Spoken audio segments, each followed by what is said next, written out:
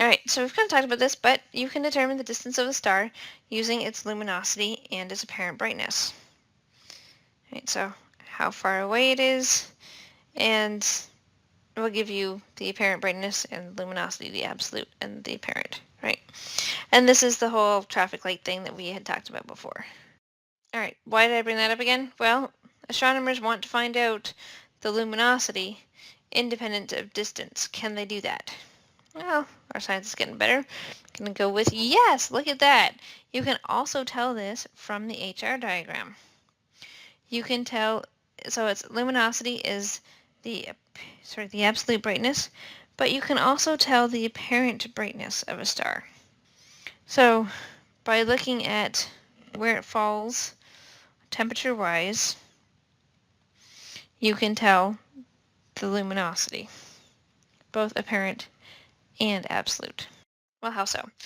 It's something called the spectroscopic parallax. Okay, so remember the parallax was you can look 6 months apart and kind of see the distance and then do some Pythagorean theorem and get the actual distance, right? So this is spectroscopic parallax.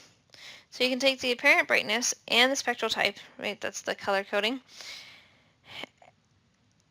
And you can get the luminosity, which is the absolute brightness, right? 10 parsecs, 3 light years, blah, blah, blah. And then you can use those three things to calculate your distance to the star. Yeah, there's some math and formulas and whatnot that goes into that. But if you have those things, you can calculate the distance to the star. Well, why don't we just look and see, right? Doesn't quite work that well.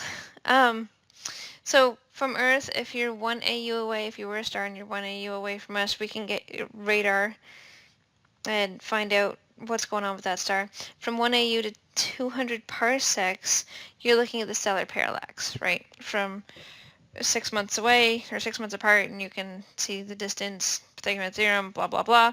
Now, if you're going further than 200 parsecs, remember that we think the next jump's going to take us to 25,000 parsecs.